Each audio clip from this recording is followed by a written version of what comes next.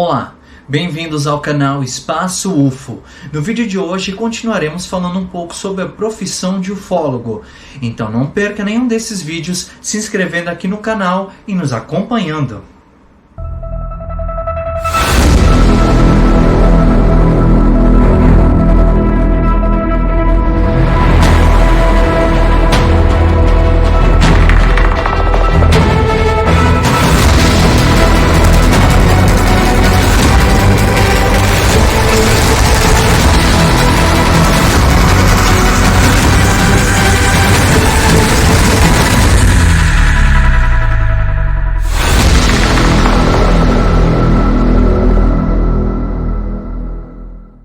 Hoje falaremos um pouco sobre o formulário que você deve levar em pesquisas de campo para preencher os dados básicos e também um pouco sobre os tipos e graus de contatos imediatos. O formulário deve conter informações básicas para ter uma boa catalogação do ocorrido. Não podemos esquecer que as informações devem ser verídicas para que possamos preservar assim a finalidade da pesquisa, que é provar o ocorrido, ou pelo menos ter evidências mais próximas da verdade possível. Então falarei um pouco dessas informações que devem ser recolhidas. Claro que existem muitas outras, eu falarei algumas básicas. Primeira informação é a identificação do próprio ufólogo que está fazendo a pesquisa. Em seguida, você deve perceber se existem testemunhas ou não. Se existirem testemunhas, você deve pegar o nome delas, se possível os documentos, para dar mais veracidade, né, ao que ela for falar, porque você vai descrever tudo. Se possível também, como mostrei no vídeo anterior, ter um gravador para poder gravar a voz ou o vídeo da conversa. Outra informação indispensável que você deve colocar nesse formulário é o local do ocorrido. Você deve colocar o país, o estado, município, bairro, rua onde ocorreu. Outras características, se você quiser colocar também, é possível. Lembrando também de colocar data e horário do ocorrido, tanto do que a testemunha está descrevendo, quanto da data e horário da conversa que você está tendo com ela. Muito importante também é declarar o clima que havia no dia do ocorrido, do qual a testemunha está falando. E, se possível também, descrever as coordenadas geográficas para facilitar a pesquisa de trajetos de aviões, né, que estavam circulando naquela região. Caso não haja registros de aviões, você já descarta essa ideia, então tem mais probabilidade de ser um OVNI. Para facilitar um pouco mais depois, na hora da pesquisa, você deve pegar com a pessoa descrições do que ela viu, em caso de testemunha, claro.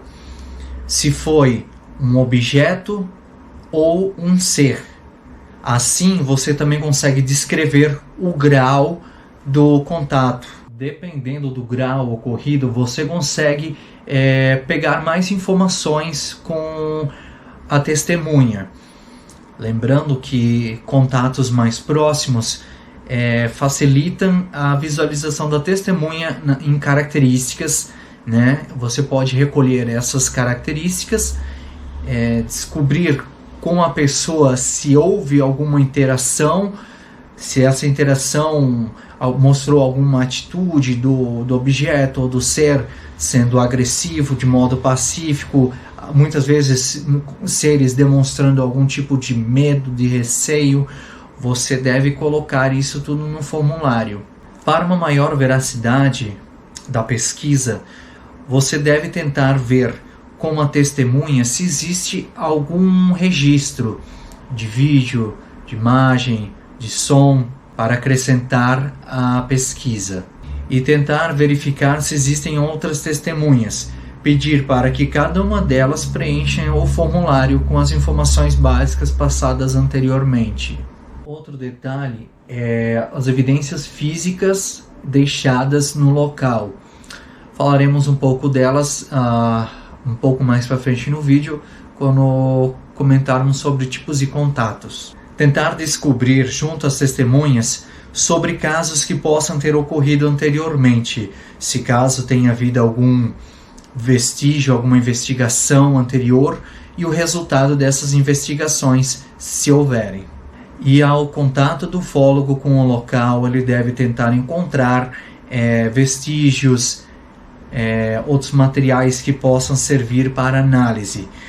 Junto ao formulário, depois para arquivamento, você deve colocar uma análise superficial do local, depois anexar análises mais aprofundadas junto ao formulário para arquivamento. Junto ao formulário, você deve ter páginas em branco, para que a testemunha possa colaborar fazendo desenhos do que ela observou. E o próprio ufólogo também no local, ele pode fazer desenhos e anexar junto ao formulário. Ao final do formulário, deixar um espaço reservado para essas anotações que ele fizer em campo. Esses são apenas alguns dos itens básicos que deve haver no formulário de pesquisa de campo. Como mencionado antes, podem ser acrescentados muito mais, mas esses não devem deixar de existir no formulário. Lembrando que todo material que o ufólogo conseguir na sua pesquisa, ele deve armazenar da melhor forma possível. Assim ele pode utilizar os princípios da arquivologia, assim mantendo o arquivo bem organizado e de fácil acesso para pesquisas futuras. Vamos falar agora um pouco sobre os graus de contatos imediatos. Falaremos um pouco sobre a escala Hynek, que foi produzida pelo astrônomo e ufólogo norte-americano Joseph Allen Hynek. Lembrando que essa escala também foi utilizada para o filme Contatos Imediatos de Terceiro Grau de Steven Spielberg. A escala original criada por Hynek possui apenas 3 graus de contatos. Passamos à definição de grau zero. No grau zero você vê objetos e luzes a uma distância maior de 150 metros, sem muita visualização de suas características, muitas vezes a olho nu ou aparecem em radares.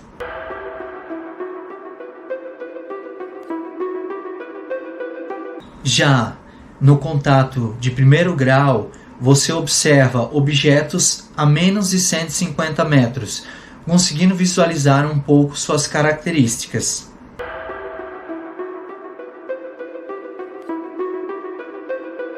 Quando falamos de contatos imediatos de segundo grau, quando já existe vestígios deixados pelo objeto.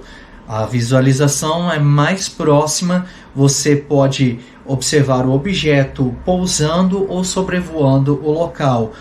E caminhando depois do ocorrido até o local, você pode encontrar vestígios de pouso, marcas de pouso, o cabelo de anjo, que é muito descrito por alguns ufólogos, radiação no local, entre outros.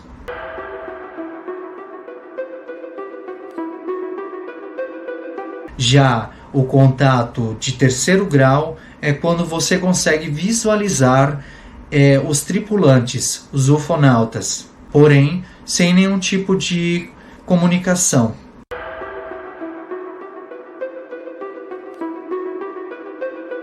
Já no quarto grau é quando ocorre tanto a observação dos tripulantes dos ufonautas, quanto também existe algum grau de conversação entre ambos. Pode ser desde conversas com voz, telepatia e até gestos.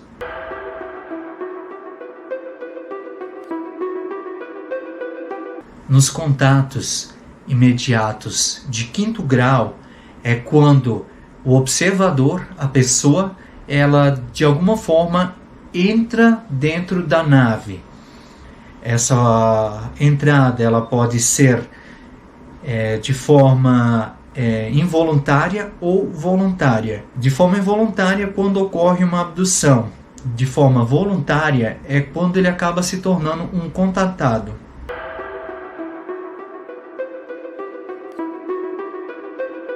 Por mais que a maioria dos ufólogos utilize o sexto e o sétimo grau, boa parte também não gosta de utilizá-los, por defenderem que os graus anteriores acabam incluindo esses graus, o sexto e o sétimo. Mesmo assim, falaremos um pouco deles. O sexto grau é quando ocorre a abdução. Durante a abdução, existem malefícios ao ser humano que é levado. Muitas vezes, apenas injúrias físicas, né? A pessoa sofre alguns tipos de cortes, levado para uma mesa de cirurgia, são feitos alguns tipos de cirurgias, né, de acordo com relatos. Já também houve casos onde foram dados como mortos, pessoas que desapareceram após uma abdução, não retornaram, até hoje fica uma incógnita. Muitos momentos também foram encontrados corpos, de acordo com alguns pesquisadores em alguns casos, mas nos casos que são levados e não retornam, é uma incógnita. Existem muitas teorias dizendo que essas pessoas são levadas até por uma espécie de zoológico.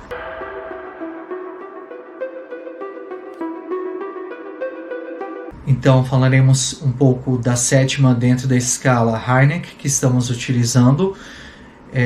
Quando ocorre a hibridização, quando existe um ato sexual entre o ser humano que foi levado e o ser ufonauta, o salceriano, que está dentro da nave. Esse contato sexual é para criar seres híbridos.